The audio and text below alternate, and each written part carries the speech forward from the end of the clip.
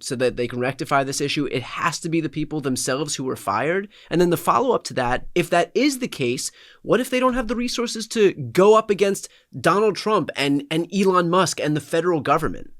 Right. And even worse than that, what if they are afraid that Donald Trump will tell Kash Patel to open a criminal investigation into them? Right. Right. What if he tells the Department of Justice, the new attorney general, hey, anyone who doesn't cooperate with us, why don't you dig into their emails? Why don't you dig into their documents? Why don't you open a grand jury investigation into their taxes? Right. So the threat that's being faced by these government officials is not just the cost of bringing litigation, but it is the cost to them of having a weaponized federal government, a weaponized Department of Justice, a weaponized IRS, going after them. And, they also face the possible risk that Donald Trump and Kash Patel and Pam Bondi and others will say, fine, we're not going to fire you. We're going to demote you. We're going to attack your pension. Right. We're going to attack your credibility. We're going to unleash the hordes of trolls, or even worse, on the outside against you. So the level of intimidation that we are starting to see unfold, or the threat of the level of intimidation that we're going to start to see unfold, is like nothing we have seen in recent times. We've already seen large segments of the business community not stand up to Donald Trump. We have seen large segments of the legacy media not willing to stand up to Donald Trump. So let me ask you this.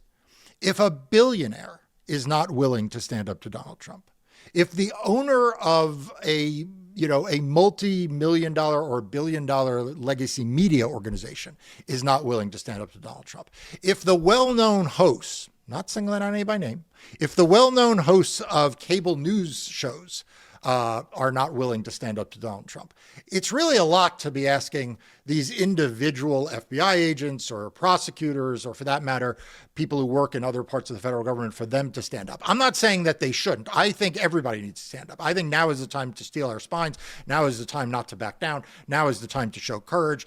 But you have to ask yourself, if you're in their shoes and you're looking around saying, who else is standing up to Donald Trump? Why should I be the one? Do you think that we may be more likely to see some of these otherwise anonymous folks actually stand up against Trump because they're not overexposed? They're not leveraged by virtue of other properties that require sign off with the federal government. Like, we've talked about how, you have these billionaires with their hands in 10, 20, 30 different projects, and you think that they're these all-powerful beings, but in fact, because they have so much exposure in front of the federal government, they're actually weaker than folks like you. Like when we talk about legacy media versus independent media, you can do what Jeff Bezos and the billionaire owner of the LA Times can't do, because they have other projects in front of the federal government. So you can go to Donald Trump and say, fuck you, in the way that they can't say that. But so for that exact reason, do you think that these folks who are at the FBI may be more predisposed to being able to stand up to him because they don't have other projects that require Donald Trump's sign off in the federal government? I think some of them, yeah. I mean, I think, look, if there's one thing that we learned throughout the Trump era, is that heroes tend to come from the places you don't expect it. The heroes didn't come from the Republican appointees. The heroes didn't come from the cabinet. The heroes came from Shea Moss, right? Yeah. Who stood up. The heroes in the Trump administration, I mean, they didn't come from, the chief of staff. They came from Cassidy Hutchinson, right? Who, despite her proximity to power, was actually in a very low level position, right? But she was willing to be the one to stand up and do the right thing. Right. And so I think you may very well be right that we will actually see the line FBI agents, the line prosecutors, the people who don't have, as you say, the are not leveraged against the federal government, are not trying to write a book because they are high-ranking government officials. They may very well be the ones who wind up being the heroes of the next story. And it's important that we have those heroes' backs. I was a big critic of all of the praise that was lauded on the likes of Brad Raffensperger. Brad Raffensperger is just a Republican vote suppressor who didn't commit a felony on behalf of Donald Trump. But the real heroes were the Shea Mosses. The real heroes were the Cassidy Hutchinsons. The real heroes were the people who didn't have exalted positions of power and who stood up. And I think you're seeing that right now. You know, you mentioned the media. Right now, the folks who are standing up to Donald Trump and his administration are the members of the independent media. It's not the Jeff Bezoses. It's not the CBS Newses. It's not the ABC Newses.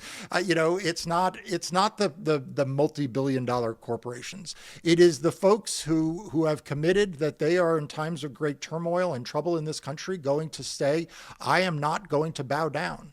I am not going to obey. One of the things that you and I did that seemed to capture the public's imagination almost more than anything else and go somewhat viral is when I said, I can say to Donald Trump, fuck you. And Jeff Bezos can't. And Elon Musk can't. And now I could add a lot of other people. Mark Zuckerberg can't. Sherry Redstone can't. The heads of ABC News, they can't. I don't think anyone at CNN would be willing to do that. But I can say that on your YouTube channel. And you can publish it. And that makes us more powerful than all of those billionaires, than all of those cable news executives, than they'll ever be. Perfectly put. And again, that underscores the importance of supporting fearless, independent journalism like yours at Democracy Docket.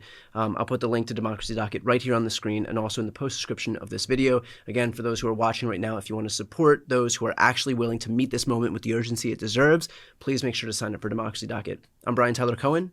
I'm Mark Elias. This is Democracy Watch.